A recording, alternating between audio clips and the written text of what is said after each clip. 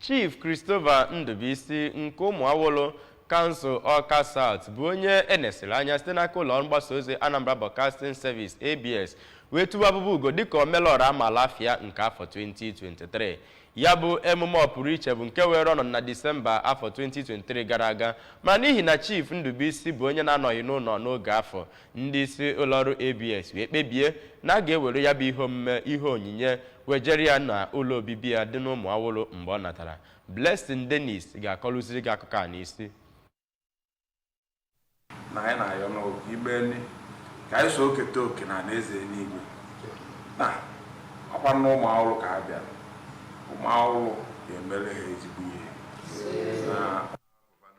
ABS Philanthropist nke afọ 2023 bụ onyinye nkwanye ugwu nke a na-enye ndị mmadụ ndị wepụtagoro onwe ha n'ịrụ ọrụ ma kwado mmepe na njimara nke ABS kwadoro. Na ntinye ya bụ onyinye nkwanye ugwu, Chief Ndubuisi bụ onye echikwara ọbata ife adị nke ABS nke gosipụtara uchu ya na ya bụ onye na ndị ụlọọrụ ya bụ ndị na-enweta ihe erere site n'aka ya. Ka ọ na-ahafenye ya bụ ihe, onye Managing Director nke ABS bụ Sachido Obidiegwu toro Chief Ndubuisi maka uchu ya n'ihe gbasara ọrụ enyemaka nakwa mmepe obodo, ma kwunwe na ya bụ amụma ya bụ nke hapụgoro ezigbo mkpụrụ n'etiti ndị obodo. Sachido bụ onye tokwara Chief Ndubuisi maka isonye na ya bụ amụma Gọvanọ Chukwuma Soludo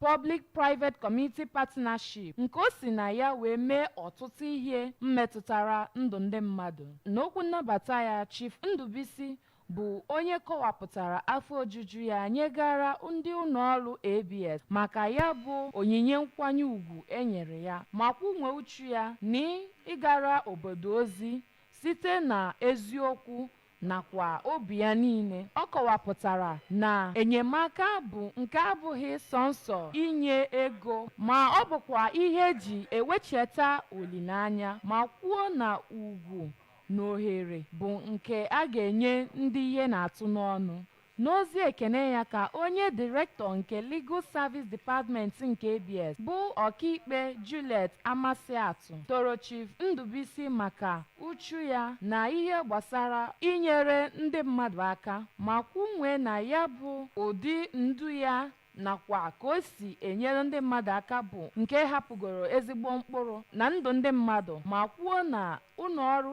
ABS bụ ndị nwere mmasị na ha nwe ya dịka Philanthropist nke afọ 2023 site n'Ụmụawụlụ nke dị n'okpuru ọchịchị Awka South. Aha m bụ Blessing Dennis maka akụkọ ụwa